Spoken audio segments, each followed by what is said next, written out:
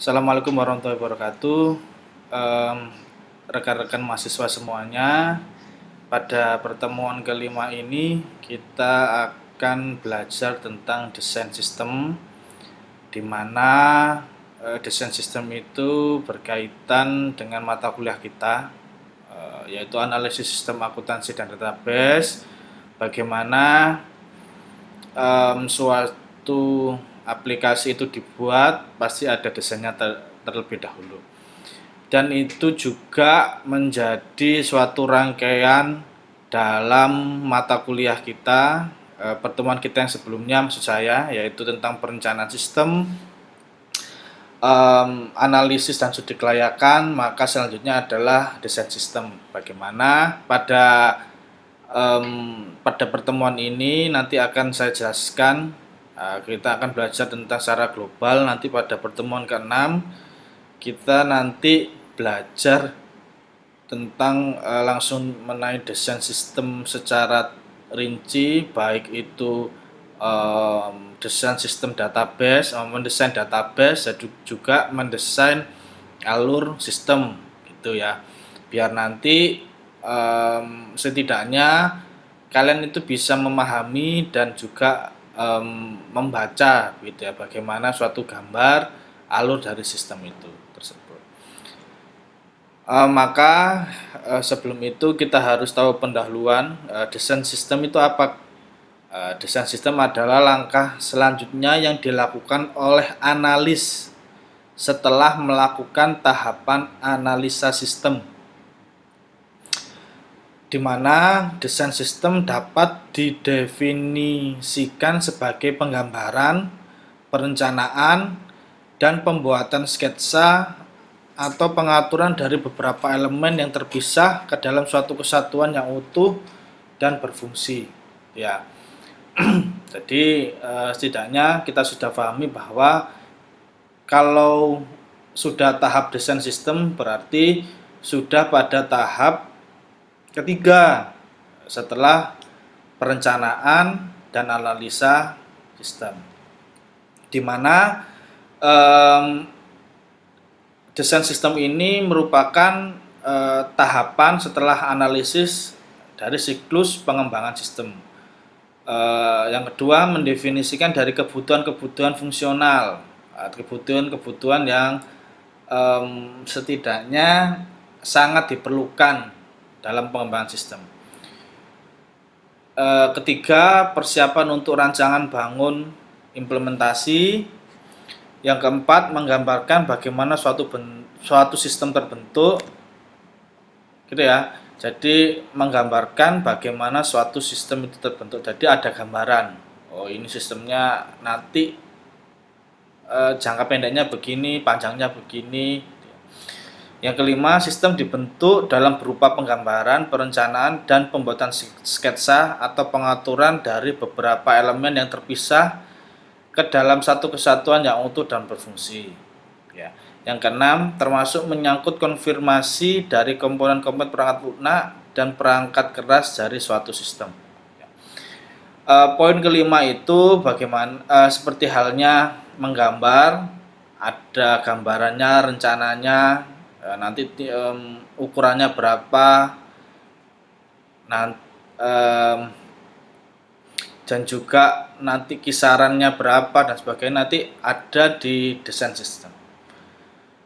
Selanjutnya, tujuan kenapa adanya desain sistem.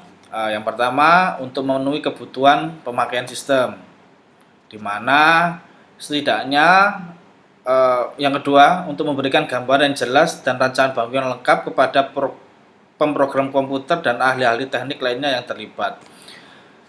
Poin 1 dan poin 2 ini pada tujuan sistem bermaksud untuk menggambarkan secara detail kebutuhan sistem itu seperti apa, dan juga nanti perlu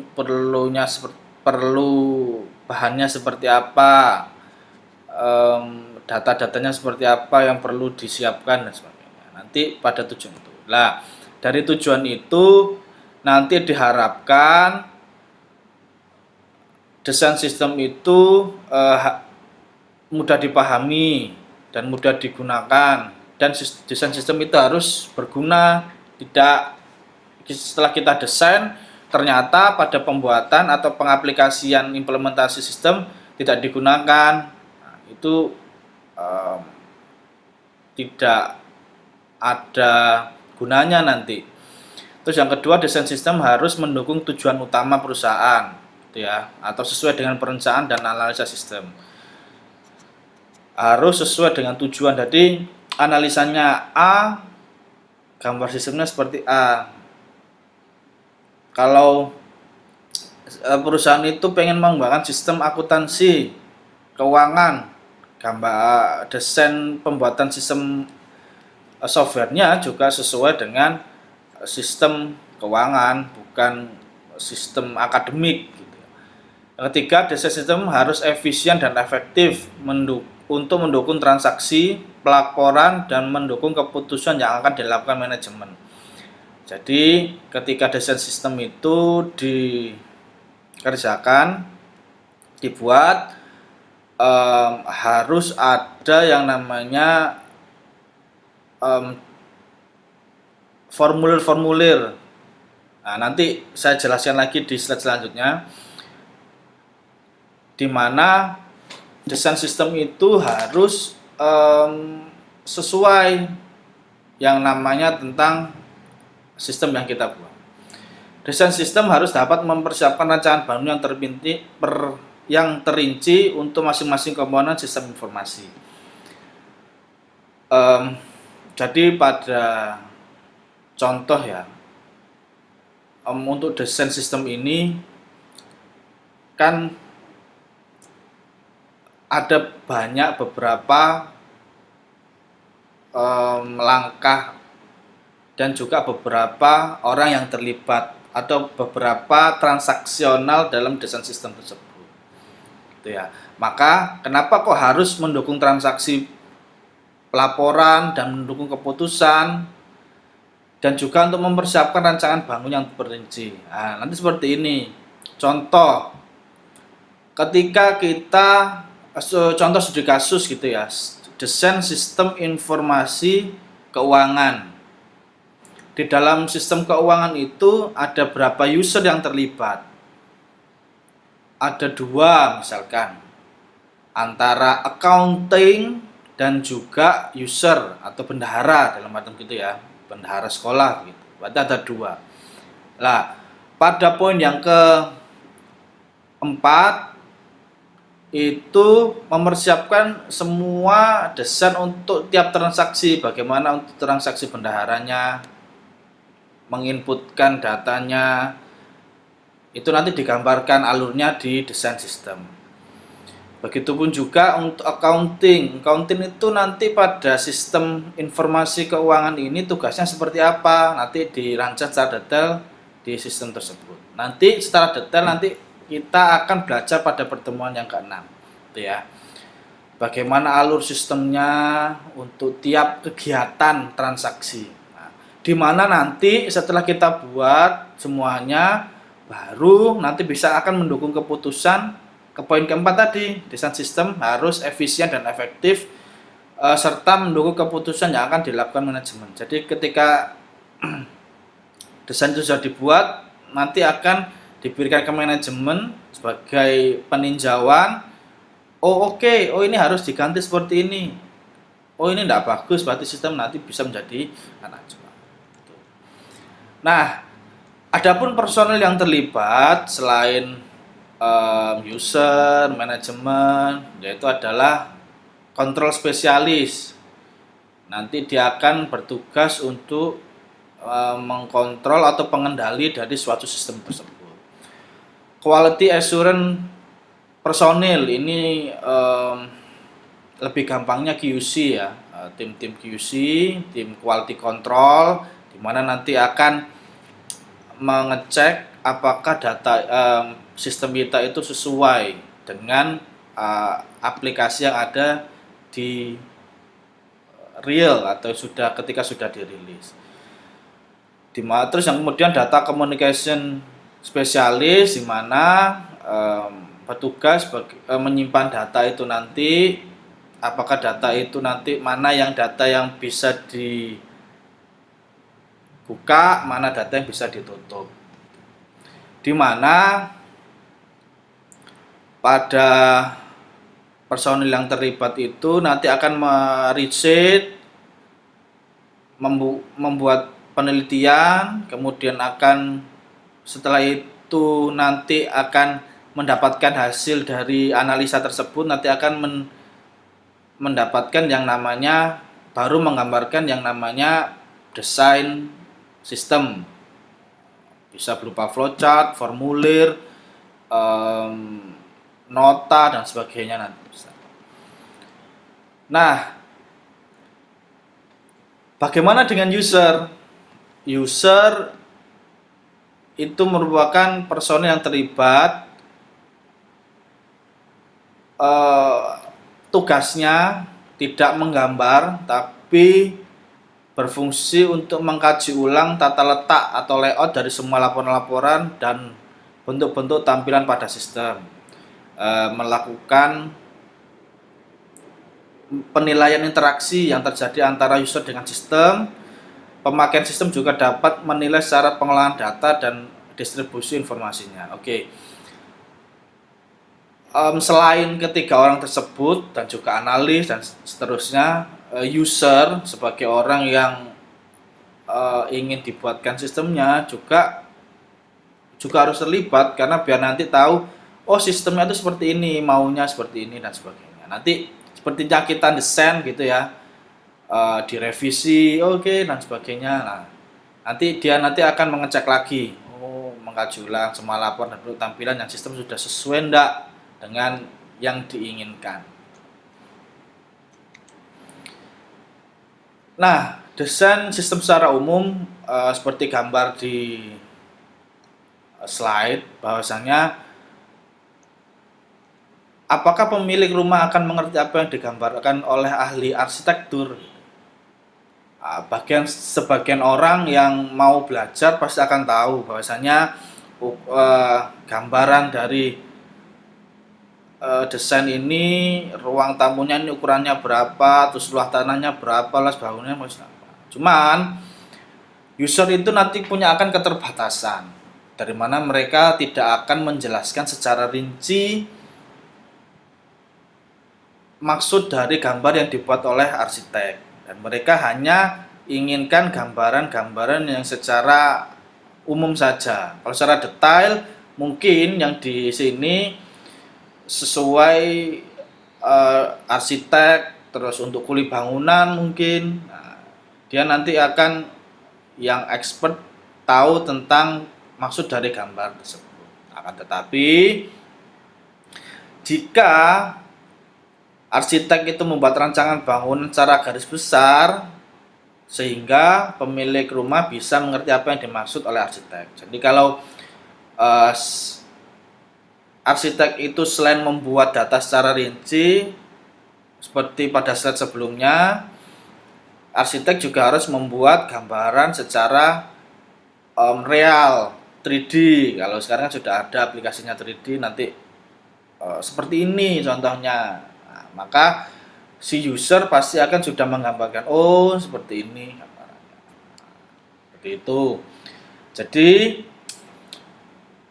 selain itu juga desain komponen sistem itu ada 5 tahapan.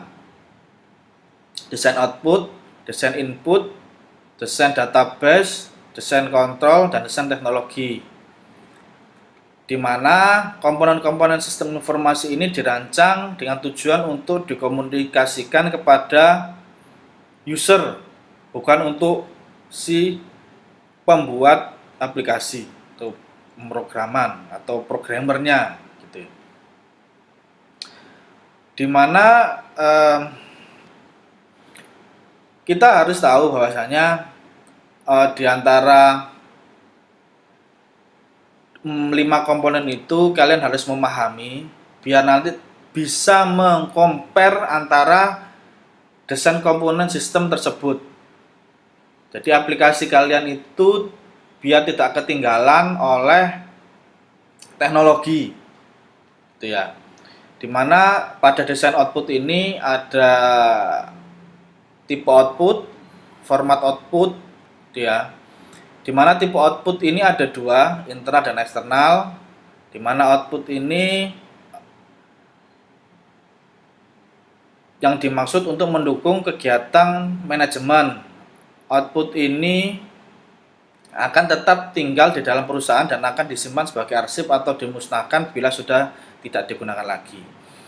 Yang kedua, output kalau output eksternal, output akan didistribusikan kepada pihak luar yang membutuhkan. Contoh output eksternal adalah faktur, nota, tanda terima, pembayaran, dan lain sebagainya. Nah, pada desain output ini sama halnya di sistem kalau sudah berjalan, kalau yang internal itu adalah berkas-berkas antar departemen atau antar bagian, misalkan bagian kasir, bagian produksi kepada bagian gudang. Nah, itu kan disimpan secara internal. Ya, nanti pada kesempatan lain kalau sudah tidak perlukan bisa dimusnahkan ataupun disimpan gitu ya. Tapi biasanya internal itu sekarang sudah paperless, jadi tidak banyak menggunakan kertas lagi, ataupun surat antar memo antar bagian, memo bagian gudang untuk bagian produksi atau bagian manajemen ke bagian kasir atau produksi. Kalau yang eksternal, contohnya itu tadi barang yang kita berikan kepada pihak luar, faktur, nota, tanda terima pembayaran, nah, kita berikan kepada orang lain. Bagaimana format outputnya itu bisa berupa keterangan-keterangan, tabel, output yang berbentuk tabel, tapi sering perkembangan teknologi tidak jarang output itu dihasilkan dalam bentuk grafik. Jadi contohnya desain output itu kan salah satunya data penjualan hari ini. Kan kita tidak mendesain atau selain memberikan data, tadi ada data Excel berapa jumlahnya, tapi bisa juga output itu merupakan grafik penjualan dari bulan Maret sampai bulan Desember atau dari tahun 2001 sampai 2030 bagaimana penjualannya, dan tidak hanya sekedar output berkas, datanya segini, tapi bisa didesain berupa bentuk grafik. Nah, pada langkah-langkah output itu kita harus menentukan kebutuhan output dari sistem baru itu, di mana output yang akan didesain dapat ditentukan dari diagram arus data atau DAD. Sistem baru yang telah dibuat ditunjukkan oleh arus data dari suatu proses ke proses lainnya sehingga bisa menentukan suatu keterkaitan. Yang kedua adalah menentukan parameter dari output. Parameter ini meliputi format media yang digunakan, alat output yang digunakan, jumlahnya berapa, dilaporkan ke siapa saja, dan juga untuk periode keluarnya itu outputnya itu periode apa saja. Nah, itu pada desain output. Jadi intinya untuk desain output ini bagaimana sistem itu laporannya begitu. Kalau gampangannya ya, kalau nilai akademik itu nilai nilai IP kamu itu ya. Nilai IP kamu, KRS kamu. Nah, itu nanti outputnya seperti itu. Lah, si kampus akan memberikan berupa file PDF, itu nanti yang outputnya. Bisa nanti kalau yang ada di aplikasi akademik nanti ada grafiknya seperti itu. Desain outputnya seperti itu. Kemudian untuk desain input itu ada dua alatnya, ada online dan offline. Di mana online itu yang terhubung langsung oleh proses device. atau proses penginputan data, ada keyboard, mouse, touchscreen dan sebagainya. Kalau yang offline itu yang tidak terhubung langsung oleh processing device, bisa key to card maksudnya, kartu yang ada di hotel itu kan tidak ada proses untuk penginputan data, dia hanya mengenali berfungsinya untuk membuka atau menutup saja. Nah, pada tahapan proses input ini ada 3, yaitu pengambilan data, penyiapan data, dan pemasukan data, di mana pada pengambilan data merupakan proses pencatatan kejadian nyata yang terjadi akibat transaksi yang diolah oleh organisasi ke dalam dokumen. Yang kedua, penyiapan data itu adalah mengubah data yang telah diambil ke dalam bentuk yang dapat dibaca oleh mesin, misalnya pita magnetik. Yang ketiga, merupakan proses membaca atau masukkan data ke dalam proses device. Nah, itu proses input. Jadi dimaksudkan adalah sistem itu untuk pengambilan data bisa mengambil kejadian yang ada di layar. Contohnya untuk proses input suatu sistem yang untuk pengambilan data itu seperti apa, Pak? Seperti ketika kalian ke dinas, provinsi, atau ke beberapa tempat lain yang buku tamunya itu memakai tangkap wajah atau ada kameranya dan kemudian akan mengambil data, nah itu bisa termasuk dalam pengambilan data. Jadi kita mengisi buku tamu, kita simpan, nanti foto kita nanti akan masuk ke sistem tersebut. Ataupun ketika perekaman data, perekaman KTP itu kan pengambilan data, nanti difoto wajah kita, terus pengambilan sidik jari, SIM, perekaman data KTP itu nanti pengambilan data. Nah, untuk penyiapan data adalah seperti halnya mengubah data yang telah diambil ke dalam bentuk yang dapat dibaca oleh sistem. Seperti halnya ATM, itu kan. ATM itu nanti akan memproses data kalian, apa sudah cocok enggak dengan ATM-nya, kemudian user dan passwordnya, gitu. Untuk memasukkan data ini seperti aplikasi lainnya, yaitu aplikasi yang menginputkan data, baik itu data transaksi ataupun data lainnya. Pokoknya untuk memasukkan data. Jadi gitu ya. Pada desain input itu ada 3, ada mengambil data, ada yang memasukkan data, kemudian ada juga penyiapan data.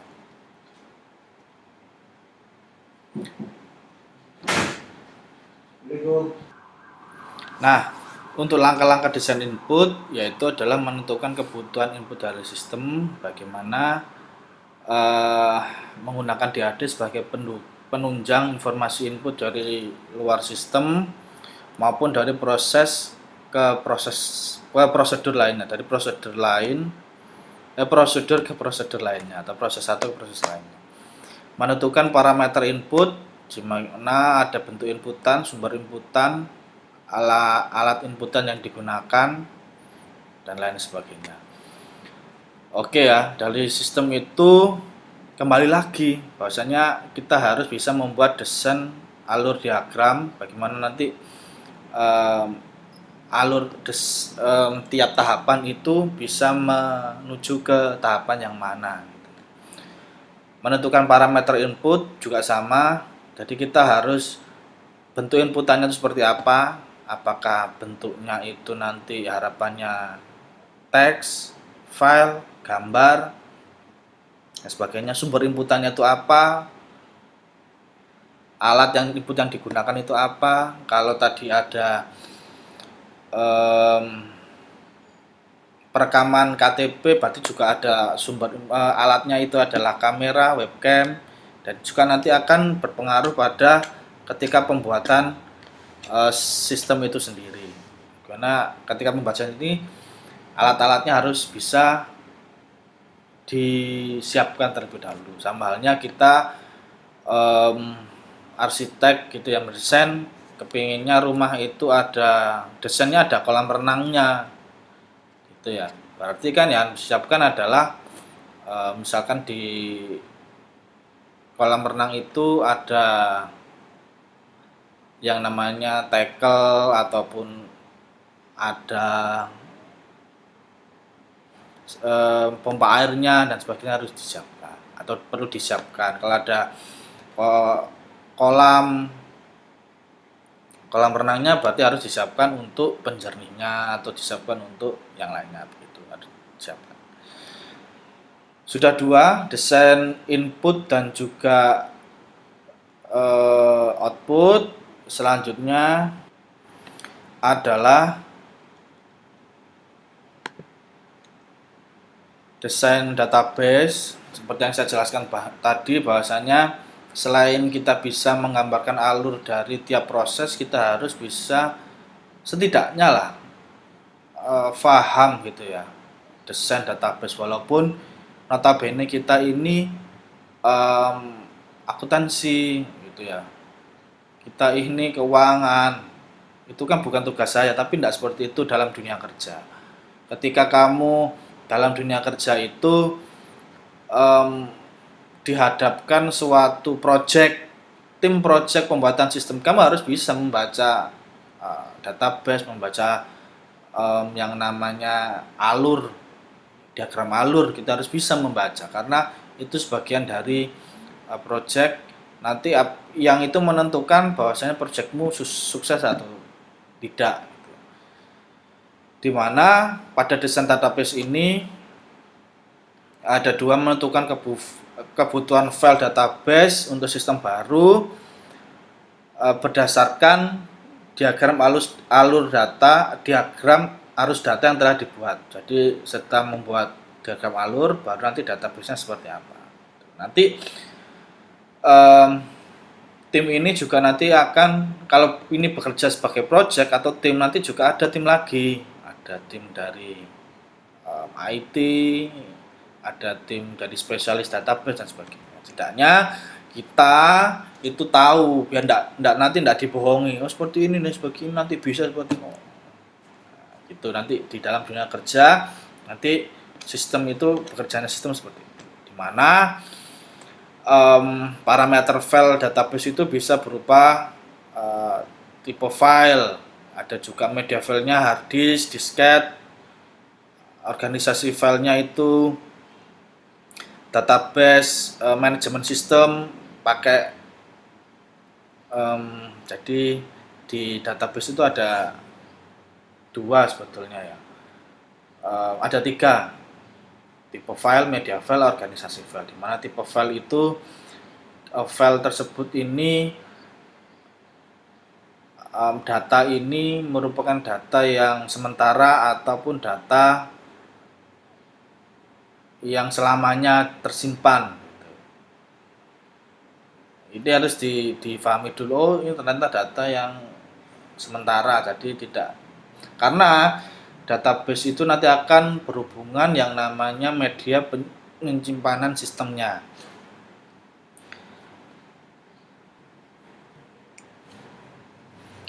Media penyimpanan servernya gitu. Terus kemudian media filenya berupa hard disk, disket, cloud computing, cloud server, gitu ya, cloud server atau penyimpanan secara awang, seperti halnya Drive, Google Drive, seperti halnya Dropbox dan lainnya. Kemudian organisasi filenya itu menggunakan apa? Bisa MySQL atau SQL Server dan sebagainya. Tergantung kebutuhan dari kemampuan dari perusahaan tersebut tadi. Nah, pada desain kontrol ini atau yang tadi kontrol spesialis ini terbagi menjadi dua, yaitu general control dan application control. Di mana pada general control ini lebih kepada pengendali secara manajemen gitu ya. Secara umum ada 6 tahapan atau 6 job disk-nya, bahwasanya general control itu sebagai pengendali organisasi, bagaimana dia memisahkan tugas dan tanggung jawab, bagaimana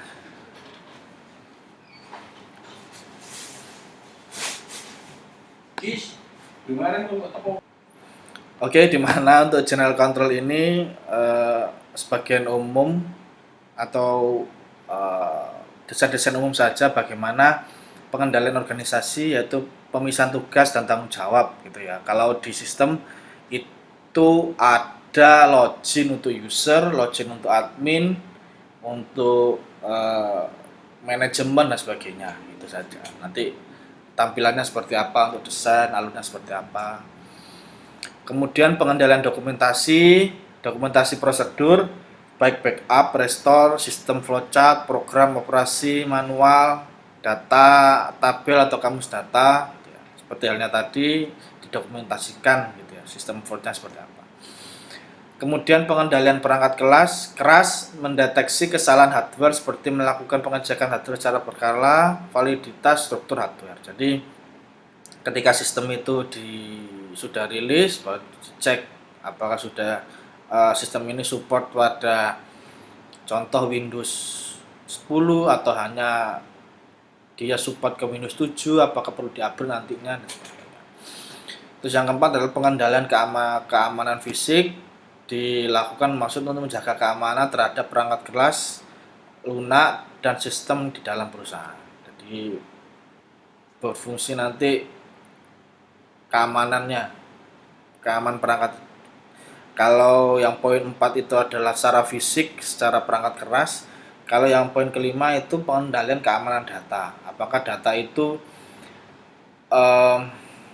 hanya bisa diakses oleh internal perusahaan ketika nanti dibuka di eksternal perusahaan, atau di tempat lain tidak bisa dibuka, hanya bisa dibuka di situ. Jadi contohnya keamanan datanya seperti itu. Kan kita ketahui bahwa, atau yang kita lihat, tiap perusahaan itu kan tidak mau membuka semua datanya secara keseluruhan. Perusahaan seperti itu. Memang ada beberapa yang membuka, tapi ada beberapa perusahaan yang hanya data tertentu saja ataupun tidak sama sekali. Yang keenam itu pengendalian komunikasi, jadi menangani masalah yang mungkin terjadi pada saat transmisi data gitu ya. Berfungsi bagaimana nanti jalur topologi data, misalkan coba kalian lihat di tempat-tempat waralaba, baik itu pun Indomaret, Alfamart, itu di tiap tokonya pasti ada yang namanya anten parabola yang besar yang ditaruh di atas. Ada yang taruh di atas, ada yang di bawah. Nah, itu berfungsi untuk berfungsi sebagai transmisi data, untuk komunikasi data. Nah, mereka itu untuk transmisi datanya itu kan berbasis server dan klien. Jadi yang ada di Avan kecil itu sebagai klien, nanti servernya ada di server pusat yang nanti berfungsi sebagai topologinya nanti akan mengirimkan data. Jadi secara online ada server dan kliennya. Tidak mungkin setiap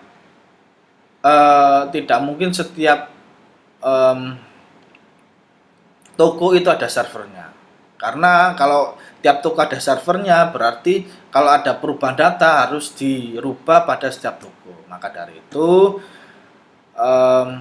adanya server terpusat, satu server. Kalau misalkan satu server itu datanya dirubah, pasti yang lainnya akan ikut berubah, gitu ya. Jadi ini nanti akan secara gamblang nanti kita rinci pada pertemuan yang ke-6, bagaimana cara desain. Ini seperti alurnya seperti itu ya. Kemudian untuk desain kontrol yang kedua yaitu ada application control, di mana ini secara teknis, yaitu pengendalian inputan, mempunyai tujuan meyakinkan bahwa data transaksi yang valid telah lengkap, terkumpul semuanya serta bebas dari kesalahan sebelum dilakukan proses pengolahan. Yang kedua adalah pengendalian pengolahan, yaitu mencegah kesalahan-kesalahan yang terjadi pada proses pengolahan data yang dilakukan setelah data dimasukkan ke dalam komputer. Yang ketiga, output yang merupakan produk dari pengolahan data dapat disajikan dalam dua bentuk data, baik bentuk hard copy ataupun soft copy. Dalam bentuk hard copy yang paling banyak dilakukan dalam bentuk laporan dicetak menggunakan alat cetak print, dan bentuk soft copy paling umum dapat berbentuk tampilan sistem. Oke ya, ini masih desain kontrol ya. Gambarannya seperti ini untuk pengendalian inputan dan pengendalian pengolahan yang bersama. Bagaimana data yang kita masukkan itu sebelum masuk ke dalam sistem itu sudah betul. Contoh, kalau kita sudah menginput formulir gitu ya, nama, alamat dan sebagainya, email dan tanggal lahir dan sebagainya, pasti nanti ada yang namanya validasi teks. Sebelum masuk simpan pasti akan dicek apakah email kita sudah betul, penulisannya ada, minimal ada at ataupun at gmail.com atau at yahoo.com, minimal ada at-nya, ataupun penulisan tanggal kita sesuai 02 Maret atau 0203 sesuai dengan yang diharapkan sebagai sistem. Nama kita, alamat kita sesuai enggak, itu pengendalian inputan dan pengolahan. Jadi ada validasi ketika kalian mengisi data online gitu kan, mesti ada form. Paling gampang adalah ketika kita mengisi data form di form Google gitu ya, pasti ada validasi. Ataupun semua data yang kita inputkan itu tidak ada data yang tidak terisi, semua terisi.